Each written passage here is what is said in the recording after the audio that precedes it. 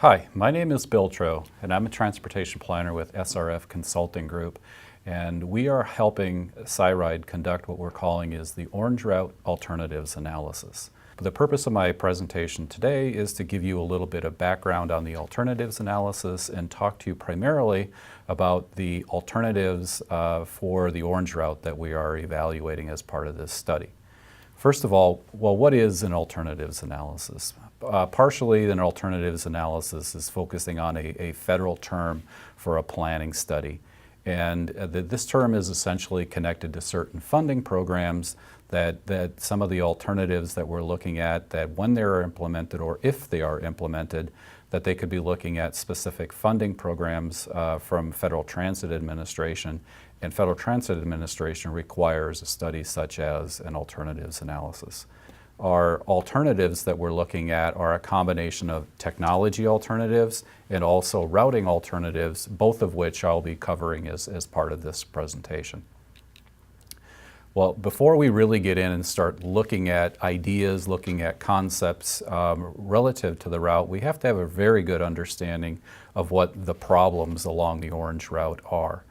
And that in reality, what we're looking at is we've defined the Orange Route as operating essentially at capacity. And what do we mean by that? That you look at a transit route much as you look at a roadway, and that there is a finite capacity or a maximum number of people that we can serve on the route. And that what are some of those characteristics of reaching capacity on a route? First, one of those is that the number of, or the amount of time that it takes to get on the bus or to get off the bus continues to increase. And you can see congestion at the doors as people are trying to get in and out. Also, an increased amount of time at a bus stop, both waiting with others to get on the bus and waiting for people to get off, but then also being left at the stop because the bus is already full and they can't take any more people on, which results in you waiting more time at the bus stop. Also, that once you get on, when we see more standing room, we're on more and more runs as the bus goes through the system, that's another one of those characteristics of reaching capacity. And that also that these things that cause more time at bus stops, cause more time as people get on and off, also has a negative impact on on-time performance, so that you're also waiting longer for a bus to get at a particular stop relative to what the schedule is. And finally, the idea of addressing the capacity has to deal with the number of vehicles on campus. That historically we've been adding more buses to the Orange Route, more as we've been also adding more buses to additional routes on the CyRide system, and that results in more vehicles on campus, which is inconsistent with some of the concepts that have been identified for campus planning. And as we also look at the future, is that we've been seeing over the course of the last probably about 10 years, that we've seen about a 2.3% increase in ridership on the Orange Route over the course of time. So that those issues on congestion that we're seeing today are going to get worse over the course of time. And that the graph that I'm showing here is that the blue line at the bottom is essentially showing what the capacity of the existing Orange Route is. And each of the lines that we see there are projections of ridership from today into the future over the course of the next 20 or so years. And that you can see here is that what we're essentially saying is that today we are just a little bit over what we would see as the capacity or the reasonable capacity of the Orange Route, and that as we continue to see growth on the system, the problem is going to get worse. And that if you're looking at this graph, that essentially that 2.3% falls somewhere in between the green line and the blue line. So what are the alternatives that we are looking at? There are essentially three concepts that we are looking at to resolve the congestion problems that we're seeing along the Orange Route. The first one of the alternatives is to add more articulated buses, or essentially convert those 40-foot buses that we're operating for most of the vehicles on the route over to more of the articulated or the bendy buses. And that on this, in this alternative, we would continue to operate the orange route on the same route that we have today, stop at the same locations that we have today. The second alternative is essentially to split the orange route into two routes, in that we would essentially have a route that would have an origin and a destination south of Lincoln Way at the Iowa State Center, or essentially also going down to the veterinary medicine campus. And then we would have a north side of Lincoln Way route that we're here calling the Maple Willow Larch Campus Circulator. And a third alternative that we're looking at is what we call is bus rapid transit, which is a concept that takes some elements of a rail system that's generally a higher capacity system, and implementing that using a bus vehicle, and I'll talk a little bit more about that as we get into the alternatives. And that a key that we want to point out is that each of the alternatives that we're looking at add capacity to the system, and that the capacity that is added has been assumed to be able to be enough to give us about 10 or more years of serviceable capacity along the orange route, so that a lot of the congestion that we're seeing today would be substantially reduced. So let's talk a little bit about each of the alternatives. And the first one is going with all articulated buses on the orange route. That today, that there are 10 40-foot buses and 2 articulated buses that operate on the orange route. In this concept, we would remove all of the 40-foot buses and replace them with articulated buses. And the key there is that then where today is where we need 12 vehicles to provide the service that we have, we could increase the capacity on the route with only 8 of the articulated vehicles running those on the same schedule that we're looking at today on the orange route. That right now is that we have 2 articulated buses in the fleet. 4 more articulated buses have been ordered as part of a rehabilitation program for the buses, so that we would need to add a couple of more of those vehicles to the fleet. And that the keys here is that we could then operate the orange route with fewer vehicles than we operate today, fewer vehicles on campus, which is a positive from that standpoint. And I think one of the keys that we do need to point out is that this alternative provides almost all of the additional capacity that we need for the next 10 years. But in the peak hour of the day, we do still see the need to probably run a couple of what we call is the extras along that route. And that I think one of the keys here is that we would have fewer full buses. There would be more seating for people, and that would also result in less waiting time at the stops relative to what we're seeing today. The next alternative is to split the orange route into 2 routes. And again, as I've already stated, that we're seeing is that the split would be on the north side of Lincoln Way and the south side of Lincoln Way. From the south, and why are we selecting Lincoln Way as the alternative? This map shows the existing orange route, and each of the circles shows the intensity or the level of activity at each of the stops. Larger circles represent more people getting on and off of the buses at each of the locations. And you can see the one that's marked the ISC, or the Iowa State Center, is one of the largest stops that we have along the orange route. Similarly, just north of Lincoln Way at Maple Willow Larch is probably the second highest intensity stop that we have along the route. So that the idea here is that if we split the route north and south of Lincoln Way, we can separate these 2 high volume stops into separate stops along independently operating systems.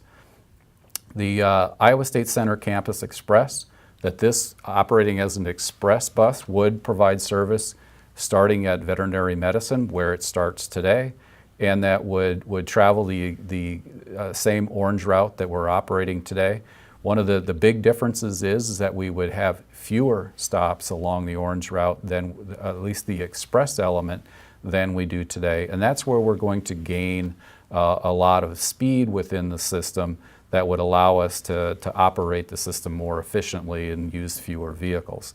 What this graphic is showing you in the red or the dots where we would expect to retain a bus stop, and the blue are the locations where there is a bus stop today that under the express operating program would not have a stop today. But you can see is that the walk distances would not be substantially increased for the vast majority of the route on campus.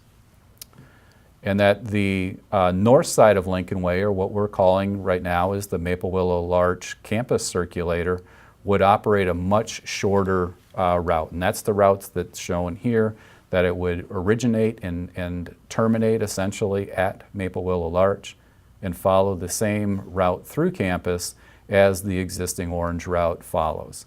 So that but basically when you combine the express route and the campus circulator route, or the Maple Willow Larch circulator route, is that we would have two parallel routes operating along the existing orange route path on campus. We have to create a new boarding area on Maple Willow Larch. That is, you look at the route today, that as the orange route goes past Maple Willow Larch, in the northbound direction you're getting on going to campus, southbound direction you're getting off from campus. But then the bus travels north and south from that location and turns around essentially someplace else. But since we're starting and ending the route at Maple Willow Larch, we would have to create a location where you could turn the bus around. One of those options that we're looking at is located on the north side of the Maple Willow Larch complex. So there we would also create a new location where people would get on. That the Maple Willow Larch Campus Circulator is a much shorter route than the existing orange route. And that one of the keys there, the benefits of that, is that it allows us to operate that route with fewer buses than we're seeing today, at least on that portion of it.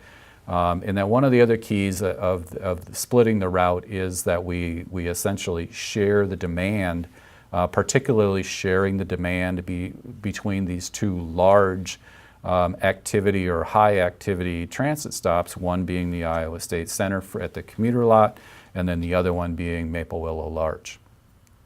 Also associated with this alternative is that we would require approximately 2 additional buses to operate it. That splitting it from a single route into 2 routes is a little bit less efficient when it comes to overall operations, so that we would have to add a couple of buses to address the peak demand.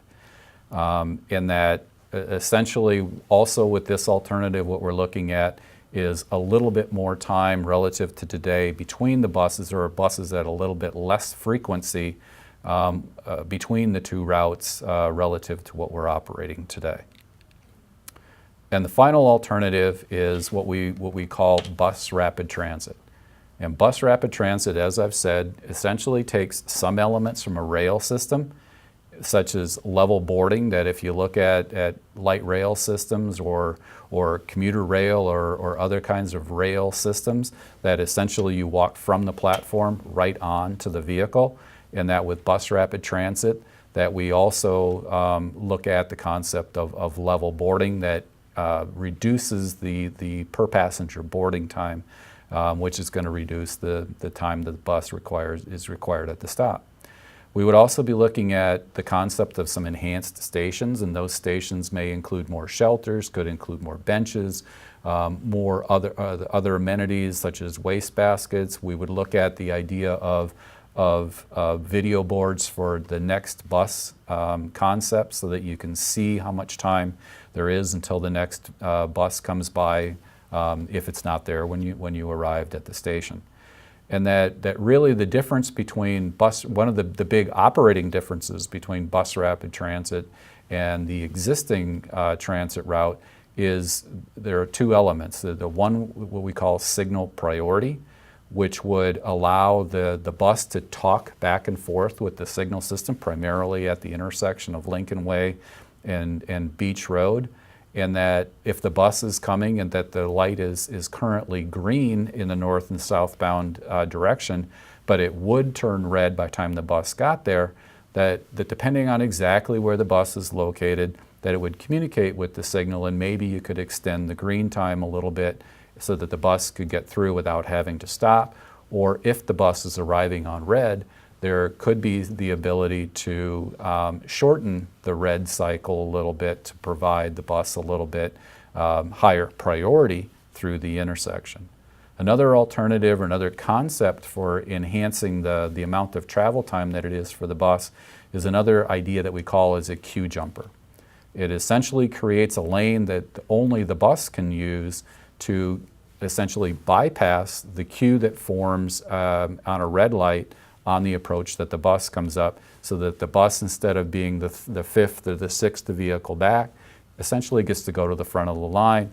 When the light turns green, the bus is given a little bit of a head start relative to the other vehicles and gets to travel through the intersection at a little bit higher priority than other vehicles traveling in the same direction.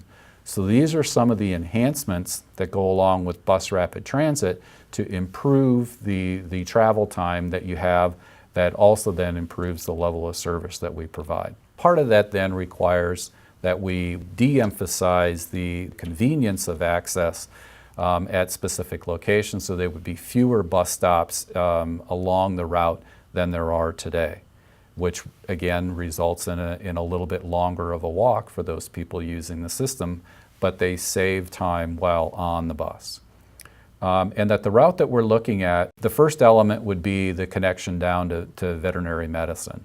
This is an element that we would be calling as a feeder route, and this would be operated with a standard 40-foot bus, and that it would either start at veterinary medicine and just simply drop people off at the Iowa State Center, or it could be essentially a route that operates in parallel along the existing orange route, and that it would operate in parallel with the bus rapid transit route. And then when we look at the bus rapid transit route that we're showing here, that it would essentially go from the Iowa State Center, follow the exact same orange route path that we have until you get up to the intersection of Osborne Drive and Morrill Road. Instead of turning south onto Morrill Road, the route would take us continuous westbound to Bissell Road, where there the bus would turn around and then continue back to the east on Osborne, traveling the same path as the orange route along Osborne, and then down to Beach Ave or Beach Road, and then back to the Iowa State Center. A key here is that we would have to supplement the service that we presently have on the orange route along Morrill Road and Wallace Road, and that could be done by integrating this concept with the existing Cardinal route. So when we're also looking at, through the alternatives analysis, trying to compare and contrast the various alternatives, we've put together the table here that essentially shows some of the basic operating and cost elements or criteria that we look at as we're comparing the alternatives. There are three that I essentially want to point out during this part of the presentation, because they're focused primarily on the user and those things that we believe the user looks at primarily, and those are how convenient is it to get on and off the route, and relative to where I really want to be, or how many stops are there and where are those stops located. That when you're looking at the concept of all articulated buses, the stops that we have today would be those stops that we'd be maintaining into the future. When you're looking at the idea of splitting the route into the express and to the circulator would essentially have the same stops on campus as we have today, where the express route would have fewer stops, but it would still have stops at those highest demand locations along campus. And then finally with bus rapid transit, again, we would have fewer stops along campus so that the walks would be a little bit longer.